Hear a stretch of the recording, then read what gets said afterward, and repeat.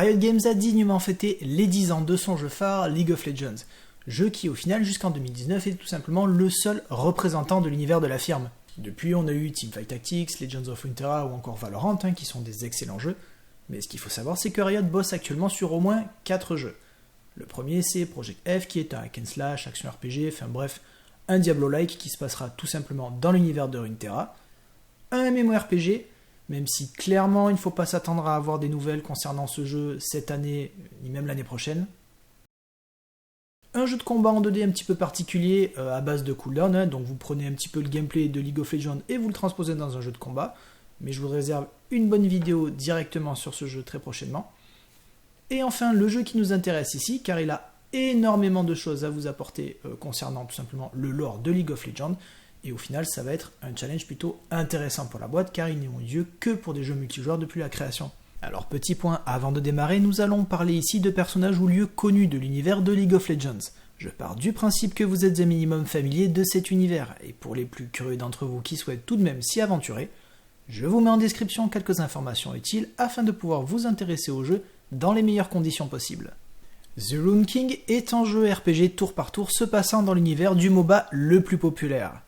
Un RPG donc dans la plus pure tradition et comme vous avez dû le deviner, un jeu solo. Une grande première pour le studio qui confia la lourde tâche d'adapter les aventures de 6 champions à Airship Syndicate. Studio à l'origine des excellents Battle Chaser et Darksider Genesis.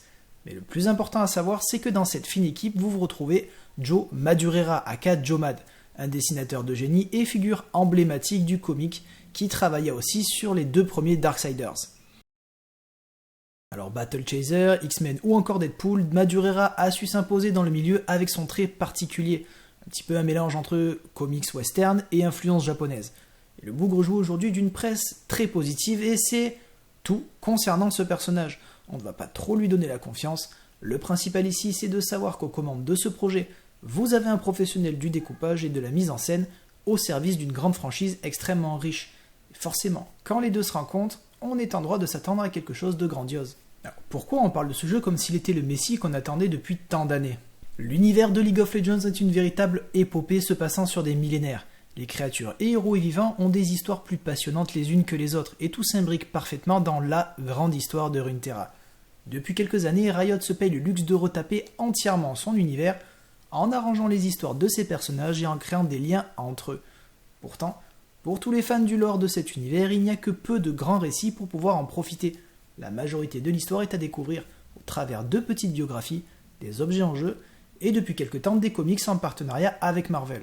Comics qui, soit dit en passant, sont d'excellente qualité et que je vous recommande chaudement. Vous pouvez les trouver gratuitement directement sur internet ou vous les procurer en physique avec les liens en description.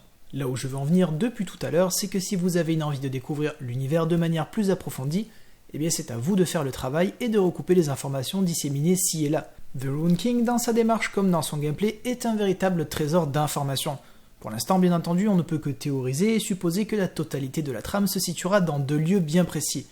Dans un premier temps, à Bilgewater, qui est un petit peu l'Eldorado pour tous ceux en quête de renouveau, de fortune, et bien entendu pour tous les pirates en herbe.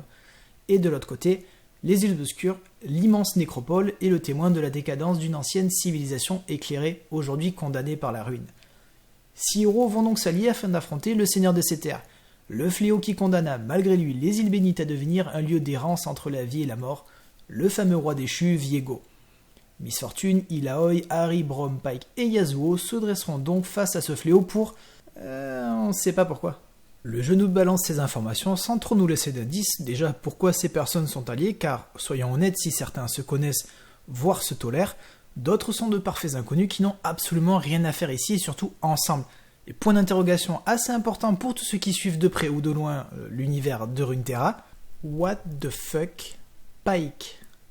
Clairement, si la majorité du groupe est au pire d'un alignement douteux et peuvent mettre le Bronx dans leur propre intérêt, Pike c'est une toute autre histoire, et se rapprocherait plutôt d'une bête assoiffée de sang en quête de vengeance qui ne supporte aucunement les figures d'autorité de Bilgewater, et donc Miss Fortune. Mais apparemment, il a décidé de mettre ses griefs de côté afin de taper son meilleur lever de coude avec la reine de Bilgewater. Les quelques trailers ont pu nous laisser apercevoir d'autres personnages, Thresh qui sera très certainement un antagoniste ainsi que notre bon vieux Maokai. Je me permets de spéculer sans trop me mouiller concernant quelques têtes connues gravitant autour de Bilgewater, comme par exemple Fizz, Nautilus ou encore Gangplank qui aura très certainement beaucoup de choses à dire à son ex, ainsi qu'à celle qui lui a pris son bras. Le roster d'Élise Obscure reste quant à lui assez évident avec Élise ou encore Ekari même pour ne citer que, et quand on pense Île Obscure, on pense aussi forcément aux Sentinelles de Lumière. Quant à Yorick, il aura forcément un rôle prédominant dans la lutte contre le roi déchu, et Riot a récemment teasé que Rai serait lui aussi probablement de la partie. Vous l'aurez compris, on aura un casting aux petits oignons, un véritable intérêt à parcourir l'univers afin de découvrir tous ses secrets et suivre assidûment cette aventure.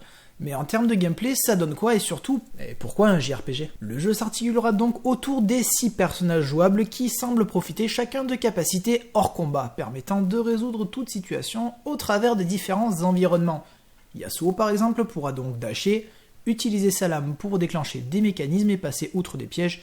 Illaoi profitera du pouvoir de Nakakoburos pour avancer au travers de donjons, etc. etc. Vous l'aurez compris, chaque personnage aura ses propres avantages pour faciliter votre avancée. Alors pourra-t-on switcher entre eux lorsque le besoin se fera ressentir ou les personnages devront petit à petit se retrouver afin de former la grosse équipe? Pour l'instant, rien n'est certain. En revanche, on peut d'ores et déjà s'avancer sur certaines équipes dans la mesure où Yasuo et Ahri viennent ensemble à Bilgewater, ça on le sait, c'est confirmé par le lore des dernières cinématiques, et que Miss Fortune et Illaoi se connaissent déjà. Pour les deux autres loustiques, sans une petite pirouette scénaristique, cela me semble assez compromis au niveau de l'entente, tant les caractères et aspirations sont diamétralement opposés. Concernant le système de combat, on retrouve quelque chose de similaire à Battle Chaser, à savoir du tour par tour avec une petite subtilité que vous pouvez retrouver dans le jeu comme Child of Light ou encore Grandia. À savoir, une barre d'action, vous pouvez apercevoir l'ordre de jeu des personnages.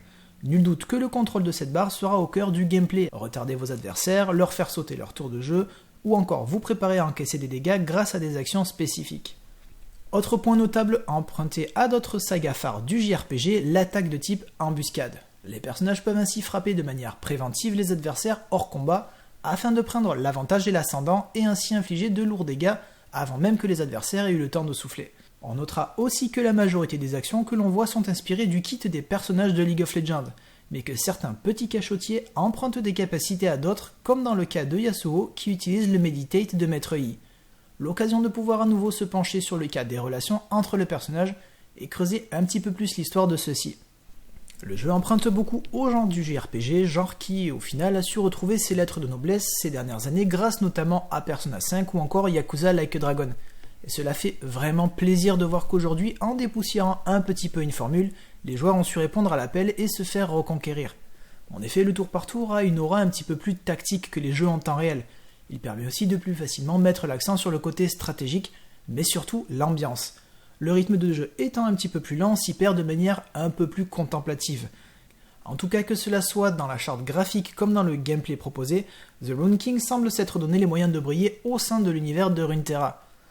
En tant que premier jeu solo de la firme, premier jeu narratif et surtout premier jeu payant, faut pas l'oublier, The Rune King est plein de promesses tant au niveau de la narration que de son ambiance. De mon côté, j'attends énormément de voir le développement du jeu en lui-même et en apprendre un petit peu plus sur l'univers au travers de la confrontation avec Viego, mais surtout voir enfin ces personnages prendre vie une bonne fois pour toutes. Alors certes, les interactions et les cinématiques les rendent bien moins lisses, mais les voir dans un autre contexte que la Ligue est bien plus qu'excitant. Quant au gameplay, je me fais absolument aucun souci. Les vétérans de la boîte ont su nous offrir un Battle Chaser somptueux. En reprenant le concept et en le transposant dans un univers aussi riche que celui de Runeterra, on est sur de bases extrêmement solides. Et sans aucun doute, de nombreuses évolutions de gameplay sont à prévoir par rapport au premier projet. De mon côté, je suis très impatient de pouvoir mettre les mains sur ce jeu. Sachant que League of Legends s'articulera lui aussi autour de l'arrivée de Viego tout au long de l'année, on peut se demander si au final cela ne serait pas un test afin de pouvoir chaque année exploiter une nouvelle région au travers d'un média différent. Et si c'est le cas, bien évidemment je signe tout de suite. En attendant la sortie du jeu, je vous mets en description des ressources intéressantes afin de vous préparer au lore. Et comme à mon habitude, je vous laisse en vous donnant rendez-vous au prochain carrousel. Nothing good, I reckon.